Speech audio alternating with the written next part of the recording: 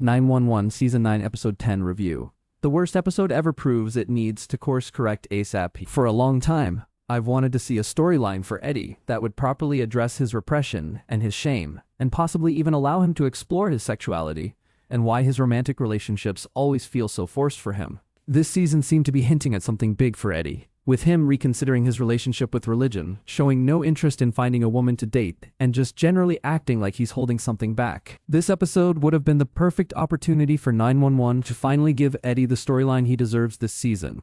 But instead, he gets sidelined once again in a truly bizarre hour that makes a number of baffling and insensitive choices. While Eddie's storyline is my biggest issue with this episode, it went wrong with nearly every other character plot, including the main one. In this episode, we learn that Chimney, Kenneth Choi, has been having nightmares about Harry, Elijah Monsieur Cooper, dying on the job, and Harry hasn't even started at the 11-18 yet. It's very sweet, but the nightmare that opens the episode is also pretty funny, as it ends with Athena, Angela Bassett, yelling at him. At the root of this is yet another storyline that is centered on the aftermath of Bobby's, Peter Krause, death. After Bobby died on the job last season, Chimney is scared that the same thing could happen to Harry. This is understandable, but 911 just spent last week showing why Athena needed to worry less about Harry, so it feels repetitive to have Chimney do it this week. The entire storyline is very heavy-handed, as the 118 and Athena tend to a call where one person has been overbearing in trying to protect their loved ones,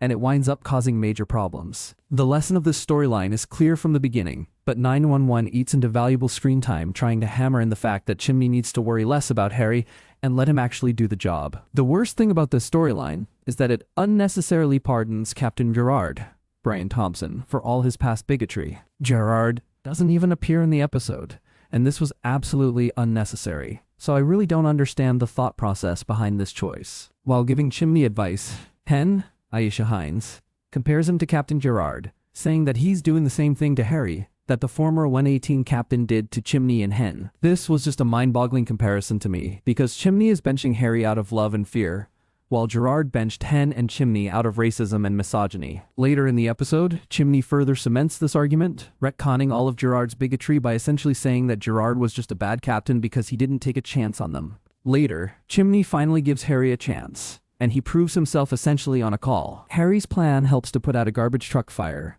and then he saves Chimney's life when he almost gets hit by a car. Harry's storyline this episode ends with the same lesson as last week's.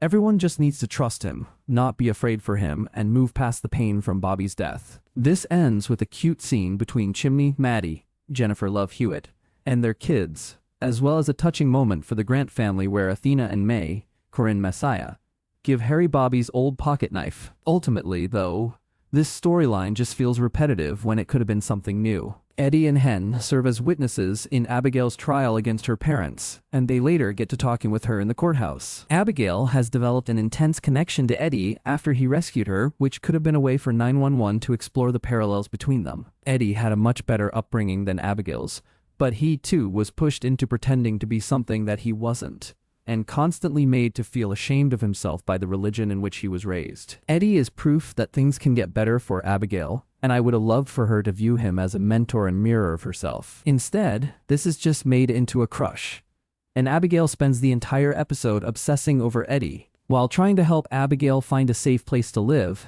Eddie reaches out to Alex, Amy T. Garden, from the Lab Team Fort Team for help. She's barely in the episode at all, and all of her screen time is dedicated to helping Abigail. Oddly, though, 911 seems to be using her reappearance as a way to set up a romance between her and Eddie. We have only seen them interact in a professional capacity, and they've never even had a scene alone together, but Abigail's jealousy over Alex is used to establish this romantic possibility. Funnily enough, when it's revealed that Eddie called Alex for help, both Buck, Oliver Stark, and Abigail immediately react to this in strong ways that seem to spell jealousy for both. I was much more interested in Buck's mixed reaction to Alex being there, but 911 instead chose to focus on Abigail's. Later, Abigail has somehow figured out where Eddie lives, and she shows up on his doorstep while he and Christopher, Gavin McHugh, are having dinner to tell him that the charges against her parents were dropped. There was a moment there where I could see Eddie essentially fostering Abigail and acting as a parent figure to her because she's just a scared 18-year-old girl who's aged out of